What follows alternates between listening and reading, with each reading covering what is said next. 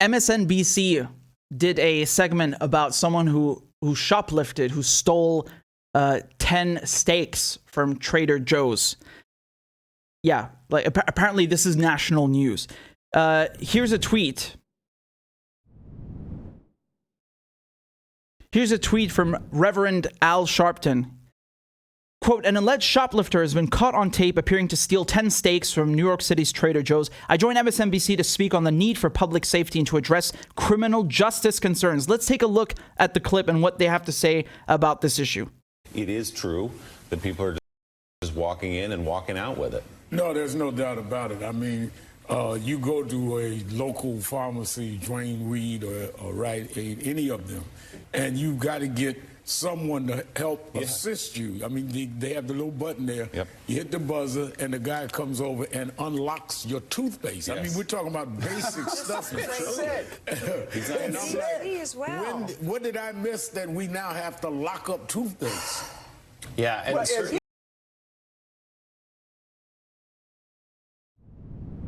What? Lock up toothpaste? I have never heard of that. I remember in some stores they would lock up video games in this plastic box, and then at the register they would open the box and then give you the video game, or with clothes they have these tags. Toothpaste. They're locking up toothpaste. Christ. Yeah. I'm just curious, Rev, really quickly. I mean, Eric Adams has said he's going to do his best to fix this. I'm just curious. I mean, he's got a governor who's saying, well, I don't know that we want to give the judges any power to make decisions on whether they've seen the same bad guy in front of them like 12 times in the past week. And then you've got a DA. I know you talked to the DA. The DA's going, oh, we don't want to punish anybody unless it's like really bad. You know, so, yeah, you can steal whatever you want to steal. And, yeah, we won't do any jail time. And then you've got... You know, then you've got a woke city council. I'm just curious, is Eric Adams going to be able to do anything? Well, he's obviously surrounded by elected officials who want New York to remain chaotic. Well, I think he's got a challenge there because there is a debate in the criminal justice system, and there are those that are... Hold on a second. So this Joe Scaraboo is calling people who shoplift food bad guys? I mean... I'm pretty sure people who shoplift food are probably not in the best financial situation. I mean, you got to be fucking broke and starving to go steal food, right? We're not exactly talking about Al Capone here. Bad guys, criminal justice system, Jesus Christ. Where are they going with this? Concerned, including me, about overloading the system and the jails with petty crimes. But at the same time, you cannot have a culture where people are just at random, just robbing and stealing, and is out of control and is put on the front page of newspapers, which only encourages others to do it. In fairness to Eric, he's only been made... No. What encourages people to shoplift things like steaks and food is poverty, is hunger, not other people doing it. You know, you don't pick up the front pages, wow, I think I might go out and steal me a bunch of steaks. Those look tasty. I fancy some ribeye. What? How like, out of all the things that would cause someone to steal food, you're thinking that seeing others do it is what's encouraging them? Not hunger, not poverty? You didn't think of those things? No? They have 5 weeks. But but even as I'm fair to him, Eric, they're locking up my toothpaste. I'll say, come on, baby. Go on. I'll say that first, just the hamburger cover of the New York Post just makes me hungry. I've been up for a few hours now. Yeah. But I think this points to a larger issue, though. There is a sort of just sense that things just aren't quite right. The city's a little bit out of control. Crime is up in 72 of the 77 NYPD precincts. Jesus Christ. I mean, you basically have a bunch of millionaires, literally every single one of them is a millionaire, sitting in this room and talking about how someone who stole a bunch of steaks and toothpaste is a public safety issue. Jesus Christ. I mean, the arrogance is something out of this world, really. It's really something out of this world. I want to read you a bunch of the tweets that were listed underneath because I think they really echo my sentiment about this kind of segment. This person says, maybe the concern is hunger or poverty or capitalism. That is $100 plus worth of steaks. What would implore someone to steal meat out of the freezer case? seen out of the Great Depression. Let's talk about that. This person said, maybe you should talk about the need to provide people food. If people are stealing food and diapers and toothpaste, and you frame it as a crime problem, you are part of the problem. Here's one from the New York City DSA chapter. They said, if you're angry at someone for taking 10 steaks from a Trader Joe's, you should be 2 million times more upset at annual corporate wage theft. Right? So you guys know what wage theft is. It's basically when corporations, they steal from the workers, right? They make you work overtime and then they don't pay you the overtime hours. Sometimes they just flat out refuse to pay you. They keep you working longer than you're supposed to be working. There's all sorts of ways that they steal your wages from you without you even realizing sometimes. And look at how much this adds up to. It's astronomical figures, right? So this photo posted by the DSA, this is theft, okay? Wage theft. We're talking 23.2 billion. I don't know if you can read that. It's quite tiny. 23.2 billion in minimum wage violations. 8 billion in overtime violations. 4 billion in rest break violations. Off the clock violations, 3 billion. And look at down here how much robbery is, 0.3. I mean, let's be clear. That doesn't make, like, no one is saying stealing is okay. But we're talking about people who are in desperate conditions. You know, again, if you're stealing toothpaste, you're probably not doing well. And that doesn't make you a criminal.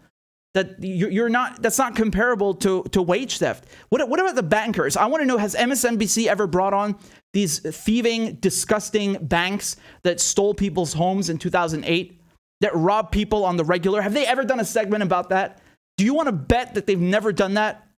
Where's the panel? Like, they had 5 people here, 5 people talking about stolen steaks, poor people stealing steaks. Look at that, 5 people, an entire panel to address this. Where's the panel to talk about the wage theft? Where's the panel to talk about the people who are suffering so bad that they have to do this kind of stuff? Where's the panel to talk about the U.S. theft, right? Do I need to remind you that the United States is stealing oil from Syria, from Iran? Look at this. Look at this. Both Trump and Biden did this. The United States sells 1 million barrels of Iranian oil seized under sanctions. So the United States literally pirated a Iranian ship on its way to Venezuela. You got 2 countries who are interacting with each other that are taking part in mutual beneficial agreements that are just trading with each other. 2 sovereign countries, Venezuela and Iran, and the US comes and steals the oil. Fuck your sanctions. Your sanctions are unilateral. They apply only in the US. They're not legal under international law. You can't enforce them on Venezuela, which Venezuela, by the way, is also under sanctions. Venezuela is not going to cooperate with US sanctions. So they literally steal the oil and then sell it off. Where's the MSNBC segment to talk about that? Where's the MSNBC segment to talk about the US stealing oil in Syria? Syria, 25% of the government's revenue in Syria is from oil. The US has put Syria under sanctions to starve people. The US bombed Syria, financed Al-Qaeda to destroy Syria. The US is occupying Syria's oil and stealing it, not just occupying it, stealing it to cut off crucial revenue. You know, and I talk to my cousins, they tell me you can't get fuel for your car. You can't get anything you can't get heating oil. You can't get any bread. What about that fucking theft? What about that theft? Is there going to be an MSNBC segment on that? What a disgusting bunch of people. Honestly, they're so loathsome, you know, and this kind of this rich, arrogant contempt that they display, this contempt that they have for poor people who are stealing toothpaste. They make jokes about it. What's so funny about that? What's funny about that? You're so well off that that's amusing to you. And speaking of Trader Joe's, I want to show you something right here. Look at this. This is from 2019. Trader Joe's grocery outlet contractor fined $1.6 million for wage theft. So this shop, for those of you who are not Americans, Trader Joe's is a grocery store, right? And it was committing wage theft against its own employees. It was stealing money from them. Again, we looked at the various kinds over here. I put up a list for you: overtime, rest break, off the clock, minimum wage. There are many ways that a company, a corporation, can steal money from its workers, right? Deny them their work's worth. And so this Trader Joe's is stealing from its own employees, but they don't talk about that. They talk about someone who stole a bunch of steaks. Jesus Christ, these people are they're so loathsome, honestly. Here are some more tweets I want to read to you. This person said, shoplifting food is not a public safety issue. It's a private property and food insecurity issue. Yes, you're damn right. And you know what's so disgusting? Like the guy they brought on here, Reverend Al Sharpton, who's talking about this. Like, you call yourself a reverend? Like, let me get this straight. They brought on a reverend, a Christian, to talk about someone who's stealing steaks as if it's like some kind of colossal public safety and criminal justice issue. You know, forgive me, but I don't remember Jesus Christ telling you to shit on poor people, you know? What's so Christian about that? You're supposed to have compassion. It's not just a Christian thing, by the way. Every single religion teaches this. You're supposed to have compassion and empathy with others, especially the downtrodden, especially the poor, especially the people who are starving. And you come on here as a reverend, and this is your Christianity. You should be saying we have food insecurity. We have issues of poverty. Why is it? Like, let's address the root cause. This is not a whataboutism thing. I'm actually talking about the same thing. I'm saying, okay, someone stole a bunch of food. Why are they stealing the food? Let's get to the root cause. Why are they doing this in the richest country on earth? Right? America is supposedly the richest country on the planet. Why do you have, hobo cities, as they call them, or homeless cities? I don't know the term, but basically so many homeless people who are encamped outside because there's a home crisis, right? You have people in the tens of thousands who don't have houses in the richest country on earth. You have people who are stealing basic goods. Like, is it so bad? Is it so rampant that you have to put toothpaste in boxes now? You have to lock the toothpaste away? Like, how many people are stealing toothpaste? This is a huge concern. This is a fucking issue. And, again, instead of taking care of its own people, what does the U.S. government do? And it's not just the U.S. government, it's the UK, and all of them, but we're talking about the U.S. here. What does the U.S. government do, right? They don't give you the money. They give the money to Halliburton. They give the money to Walmart. They give the money to Raytheon. You don't get the money. You get screwed. These people build swimming pools and buy yacht, and you got people who can't buy toothpaste. What kind of wealth inequality is that? This is scandalous. This is scandalous, honestly.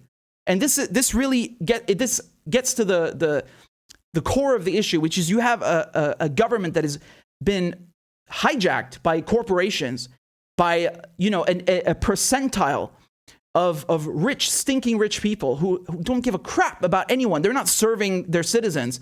They're screwing over American citizens, and they're screwing over so they're screwing over American workers and workers all over the planet. And then they send people to kill each other, and they start wars. Meanwhile, they're getting rich. This is disgusting. All this money, and they have a homelessness crisis. All this money, and people have to steal basic, necessities. This is scandalous. This really makes me upset that people have to resort to that, and then they go on TV and vilify them. MSNBC. I mean, these people call themselves the left. This is America's left. Jesus Christ, you sound like a bunch of Reaganites, a bunch of conservatives. It's like I've turned on the TV in the 1980s. What is this? And again, some of you this might go over your heads. You might not see that this is the message they're broadcasting, but it is there. I mean, you might say it's subtle. I don't think it's so subtle. I think it's very clear what they're doing, and I think it's disgusting. It's disgusting. Do a segment on some real stuff, man. Not the guy who stole 10 steaks. Tell me why he stole them. Tell me why other people are stealing toothpaste. Get to the root issue of it. Do your fucking job as a journalist, right? So this is really upsetting, and I don't think anyone should have to resort to that. I don't think anyone should have to be in such a precarious situation that they can't have basic necessities. And let me be clear, housing is a basic necessity, since we're on the topic. It's not just about toothpaste and soap. Having a home to live in, this is a basic, fundamental necessity, having a roof over your head. You shouldn't have to slave away to have a fucking roof over your head, especially in the richest country on earth. This is unacceptable, man. Instead of, helping the people, they're sending all this money to start a war with Ukraine. They're sending this money to give it, to line the pockets of these weapons manufacturers. They're sending all this money to the banks in Wall Street. What the fuck is going on? It's scandalous, man. And it's not just in the US. Remember that this is really, if you go to the UK, you're also going to see this tremendous wealth inequality. And it's not even a question of, oh, we lack the infrastructure. Oh, we lack the knowledge. All of this is there. There is the infrastructure. There is the knowledge. There are the resources to make right, to do right by everybody. But instead of using them for the right things, they're using it to enrich themselves. They're greedy. The establishment, the politicians, the corporations. And so that's why you go to a first world country and you see people sleeping in the street. Now, again, this is just this is just my experience. This is just me talking.